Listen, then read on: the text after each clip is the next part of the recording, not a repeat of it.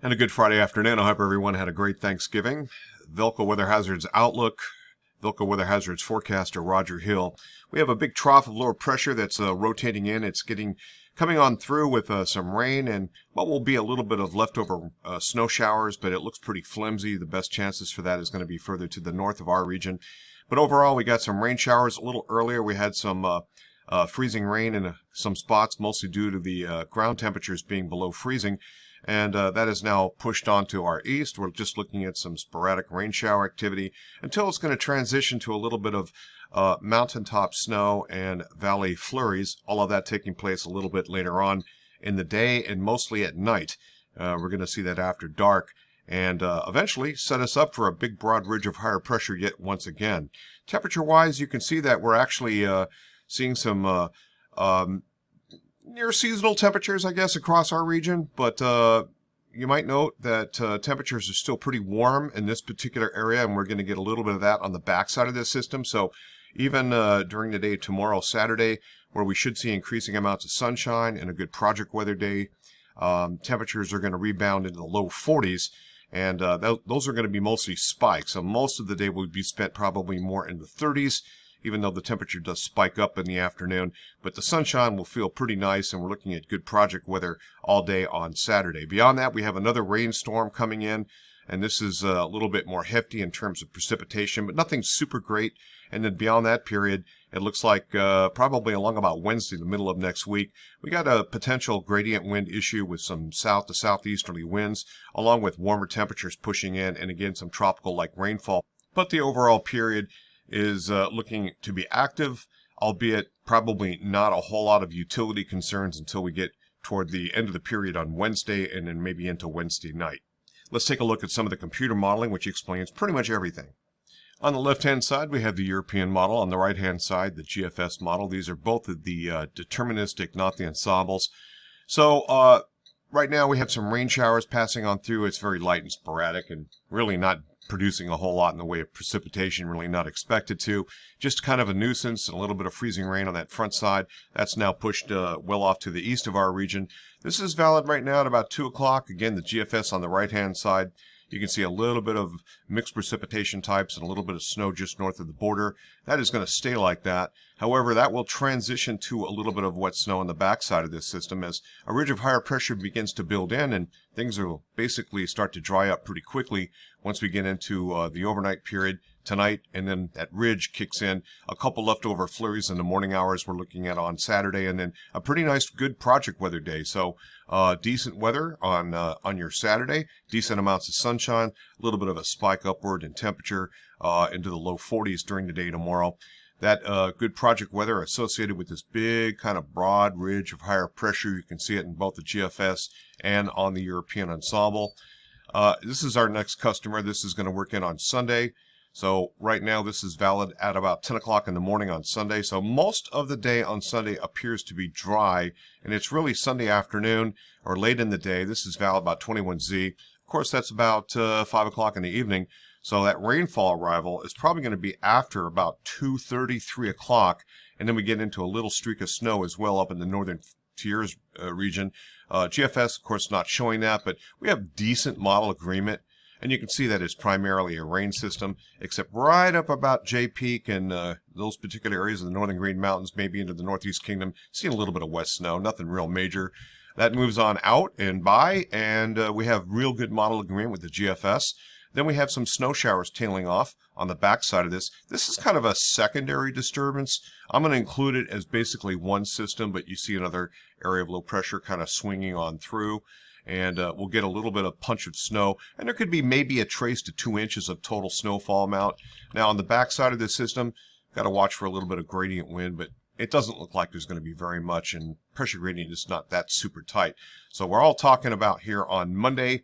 This is valid about 5 o'clock on Monday evening.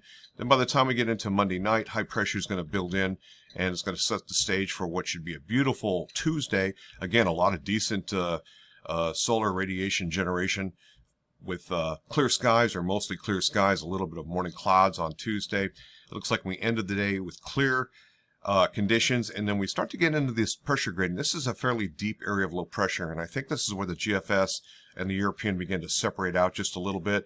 So we're talking 1,001 hectopascal versus 989. That's a pretty significant difference there. And you can see how deep this is, this area of low pressure.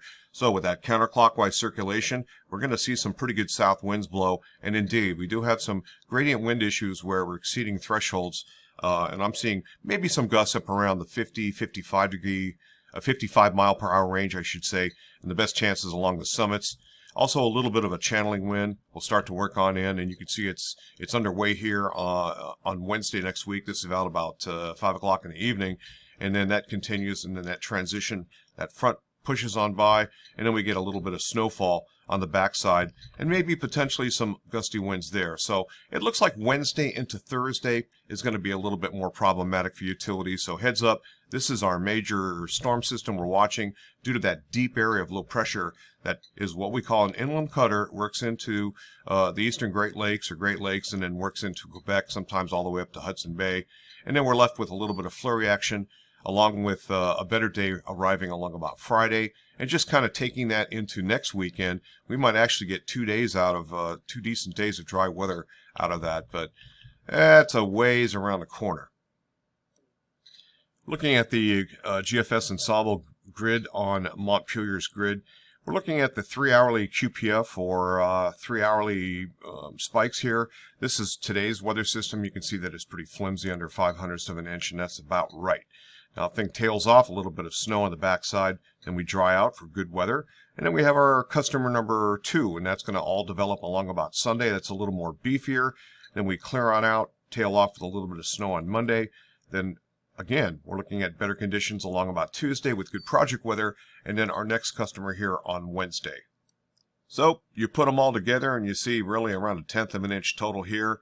Another jump up to around 6/7 of an inch, and then lesser amounts here going by the blue line, the latest deterministic model using the GFS. That's about a total of about 1 to 1.2 inches. You put it all together, we're looking at actually above average precipitation, mostly because of rain. And you can see why that rain. All rain, tails off as snow. Next system, all rain, tails off as snow. Third system, all rain, tailing off as snow. And looking at wind gusts, this is in knots, so about 40-45 knots at the top of Mount Mansfield, the summit. Then it drops on down for a good period of time, and then our real high wind issue is going to be with this, and of course it's being registered averaging around 50 knots. That's a little greater, and so a little bit more problematic for utilities with gradient winds here. Looking at the 7-day total QPF from the Weather Prediction Center, you can see a kind of trend here with the main storm track kind of somewhere through here, and of course lighter amounts out west.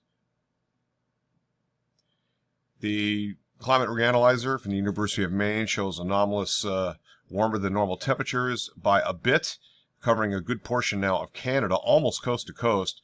A little bit of colder air in the southwest U.S. and colder up in the northern Arctic regions, the Canadian archipelago, kind of west of Greenland, and then back into the Arctic itself.